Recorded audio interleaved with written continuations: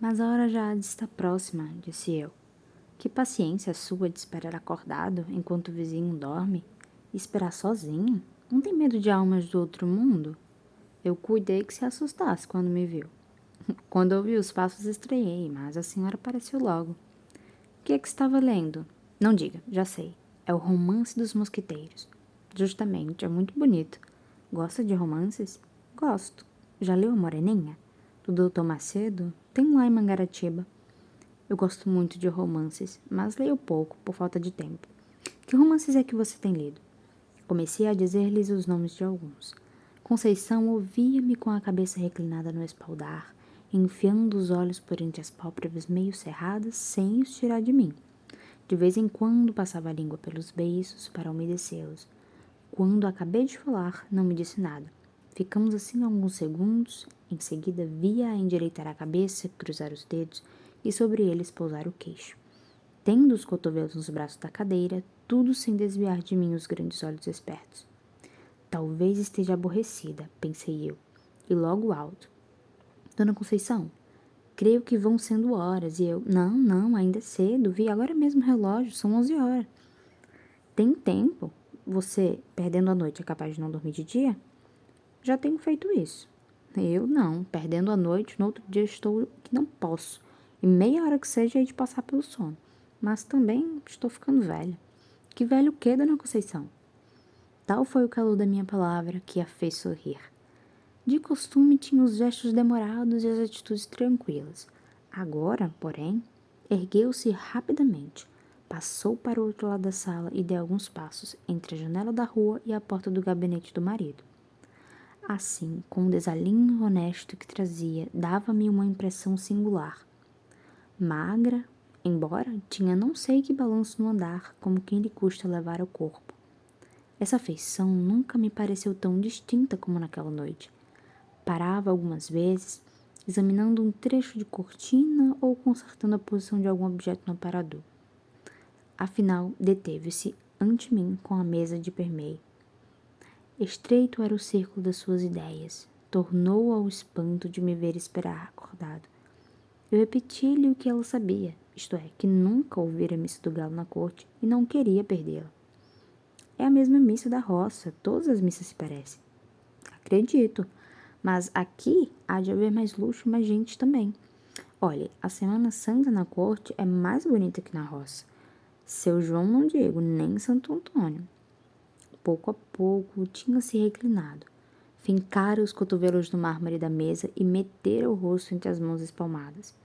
Não estando abotoadas as mangas, caíram naturalmente e eu vi-lhe metade dos braços, muito claros e menos magros do que se poderiam supor. A vista não era nova para mim, posto também não fosse comum. Naquele momento, porém, a impressão que tive foi grande. As veias eram tão azuis que, apesar de pouca claridade, podia contá-las do meu lugar. A presença de Conceição apertara-me ainda mais que o livro. Continuei a dizer o que pensava nas festas da roça e da cidade e de outras coisas que me iam vindo à boca. Falava emendando os assuntos sem saber porquê, variando deles ou tornando aos primeiros, e rindo para fazê-la sorrir e ver-lhe os dentes que luziam de brancos, todos iguaizinhos. Os olhos dela não eram bem negros, mas escuros. O nariz seco e longo, um tantinho curvo, dava-lhe ao rosto um ar interrogativo. Quando eu alteava um pouco a voz, ela reprimia-me. Mais baixo, mamãe pode acordar. E não saía daquela posição que me enchia de gosto, tão perto que ficavam as nossas caras. Realmente, não era preciso falar alto para ser ouvido. Cochichávamos os dois. Eu mais que ela, porque falava mais. Ela, às vezes, ficava séria, muito séria, com a testa um pouco franzida. Afinal, cansou. Trocou de atitude e de lugar. Deu volta à mesa e veio sentar-se do meu lado, no canapé. Voltei-me e pude ver a furto o bico das chinelas. Mas foi só o tempo que ela gastou em sentar-se. O roupão era comprido e cumpriu-as logo. Recordo-me que eram pretas, com exceção desse baixinho. Mamãe está longe, mas tem um sono muito leve. Se acordasse agora, coitada, tão cedo não pegava no sono. Eu também sou assim. O quê? Perguntou ela, inclinando o corpo, para ouvir melhor. Fui sentar-me na cadeira que ficava ao lado do canapé e repeti-lhe a palavra. Riu-se da coincidência. Também ela tinha um sono leve. Eram os 3 sonos leves. Há ocasiões em que sou como mamãe, acordando. Custa-me dormir outra vez. Rolo na cama, à toa, levanto-me, acendo vela, passeio, torno a deitar-me e nada. Foi o que lhe aconteceu hoje. Não, atalhou ela. Não entendi a negativa. Ela pode ser que também não a entendesse. Pegou das pontas do cinto e bateu com ela sobre os joelhos. Isto é, o joelho direito, porque acabava de cruzar as pernas.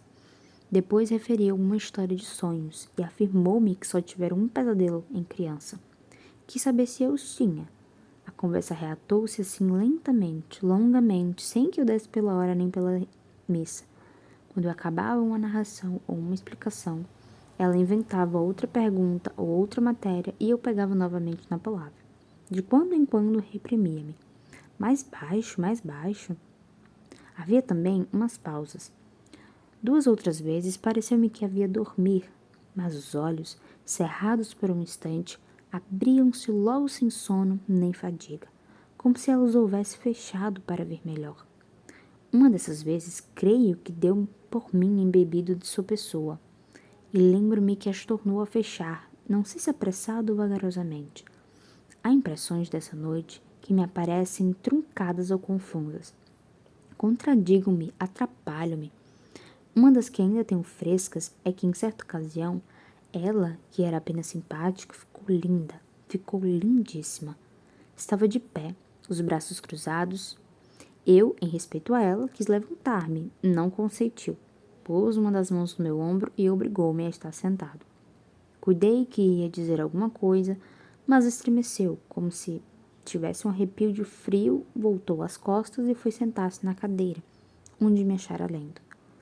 Dali relanceou a vista pelo espelho que ficava por cima do canapé. Falou de 2 gravuras que pendiam da parede. Estes quadros estão ficando velhos. Já pedi a Chiquinho para comprar outros. Chiquinho era o marido. Os quadros falavam do principal negócio deste homem. Um representava Cleópatra. Não me recordo o assunto do outro, mas eram mulheres. Vulgares ambos. Naquele tempo não me pareciam feios. São bonitos, disse eu. Bonitos são, mas estão manchados. E depois, francamente, eu preferia 2 imagens de 2 santas. Estas são mais próprias para a sala de rapaz ou de barbeiro. De barbeiro? A senhora nunca foi à casa de barbeiro. Mas imagino que os fregueses, enquanto esperam, falam de moças e namoros. E, naturalmente, o dono da casa alegra a vista deles com figuras bonitas. Em casa de família que não acho próprio. É o que eu penso, mas eu penso muita coisa assim esquisita. Seja o que for, não gosto dos quadros. Eu tenho uma Nossa Senhora da Conceição, minha madrinha, muito bonita. Mas a de escultura não se pode pôr na parede, nem eu quero. Está no meu oratório.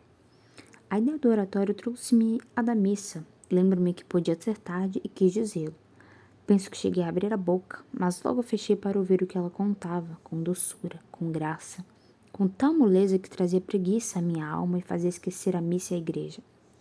Falava das suas devoções de menina e moça. Em seguida, referia umas anedotas de baile, uns casos de passeio, reminiscência de Paquetá. Tudo de mistura, quase sem interrupção. Quando cansou do passado, falou do presente, dos negócios da casa, das canseiras de família, que lhe diziam ser muitas, antes de casar, mas não eram nada. Não me contou, mas eu sabia que casara aos 27 anos.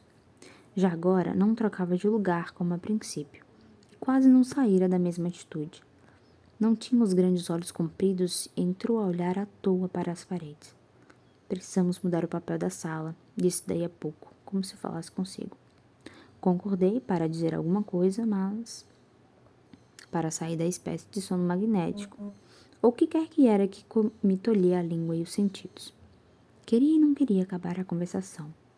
Fazia esforço para arredar os olhos dela e arredava-os por um sentimento de desrespeito. Mas a ideia de aparecer que era aborrecimento quando não era, levava-me os olhos outra vez para a Conceição. A conversa ia morrendo, na rua o silêncio era completo. Chegamos a ficar por algum tempo, não posso dizer quanto, inteiramente calados. O rumor único e escasso era um ruê de camundongo no gabinete, que me acordou naquela espécie de sonolência. Quis falar dele, mas não achei modo. Conceição parecia estar devaneando. Subitamente, ouvi uma pancada na janela do lado de fora e uma voz que bradava: Missa do Galo, Missa do Galo. Aí está o companheiro, disse ela, levantando-se. Tem graça, você é que ficou de ir acordá-lo, ele é que vem acordar você. Vá, que hão de ser horas. Adeus. Já serão horas? Perguntei. Naturalmente. Missa do Galo, repetiram de fora, batendo. Vá, vá, não se faça esperar, a culpa foi minha. Adeus, até amanhã. E com o mesmo balanço do corpo, Conceição enfiou pelo corredor dentro, pisando mansinho. Saí à rua e achei o vizinho que esperava. Guiamos dali para a igreja. Durante a missa, a figura de Conceição interpôs-se mais de uma vez entre mim e o padre. Fique isto à conta dos meus 17 anos. Na manhã seguinte, ao almoço, falei da missa do Galo e da gente que estava na igreja, sem excitar a curiosidade de Conceição. Durante o dia, achei-a como sempre natural, benigna, sem nada que fizesse lembrar a conversação da véspera.